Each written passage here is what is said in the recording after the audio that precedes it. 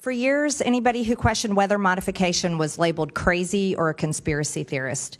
Now we've learned that they've been doing it for decades. And not only is it a multi-billion-dollar industry, the government has invested a lot of Americans' hard-earned tax dollars into it.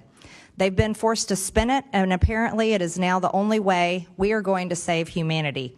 However, let's look at the risk.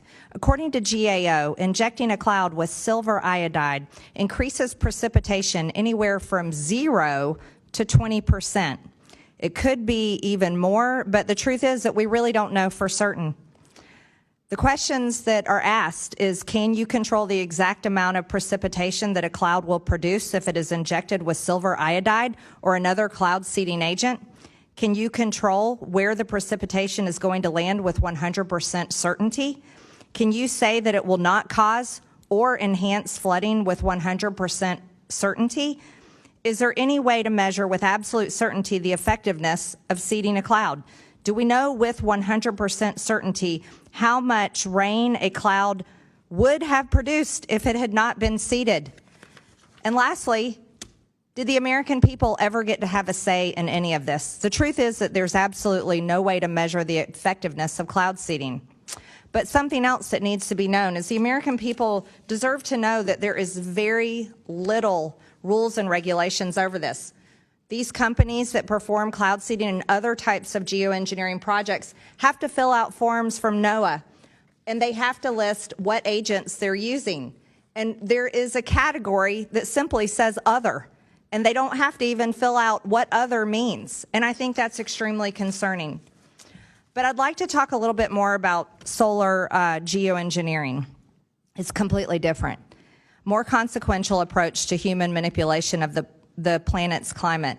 One geoengineering company called Make Sunsets injects aerosol into the atmosphere to reflect sunlight back into space. I want to show you their frequently asked questions page on their website. Mr. Pilkey, it says here, it says, what are you doing? It says, we're using balloons to launch reflective clouds into the stratosphere. And then it says, why? It says, unless we reflect sunlight, tens of millions of people will die, and 20% of species may go extinct. We're using the most effective way to reflect sunlight that we found and can afford to deploy. Mr. Pilkey, is it true that tens of millions of people will die if they don't do this? There's nothing you can find in the IPCC or other scientific literature to suggest that's a consequence. Sometimes those stark claims are made to try to scare people into other forms of action on climate change. So if you don't change energy policy, we're going to mess up the stratosphere, and that's how I interpret that. Sounds like a major threat to make for their company to make money. They said, how long do Make Sunsets clouds stay in the sky?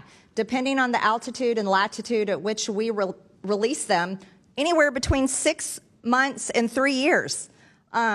They also say, is it legal? They say, yes, it falls under the Weather Modification Act.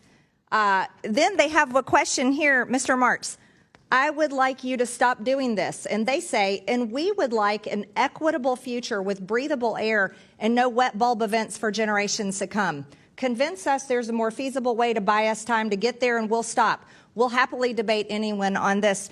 Mr. Martz, they don't think that the rest of us have a say in this. How do you think? What do you think about that? Well, I think that the claim that the air is not going to be breathable is just patently ridiculous. Carbon dioxide, although it is a greenhouse gas, and yes, I do agree that some of the warming, at least, that we've seen in the last 100 years is probably due to CO2 emissions. There's no indication that the air is going to become unbreathable. It makes up 0.04% by dry air volume of Earth's atmosphere. And submariners in the Navy are subject to concentrations exceeding 5,000 parts per million and are just fine. Well, let me ask another question, Mr. Martz.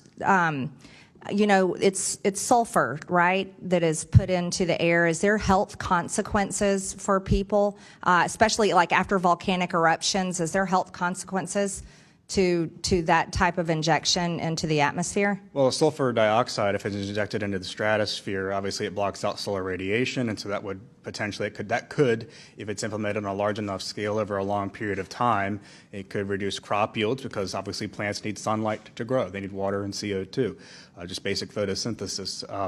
And there's also concerns that if it gets into the troposphere, it could create acid rain, and that is called acid deposition into the soil. And that makes it hard for plants to obviously to grow, and that harms plant and animal life as well. Obviously, Mr. Martz, I'm out of time.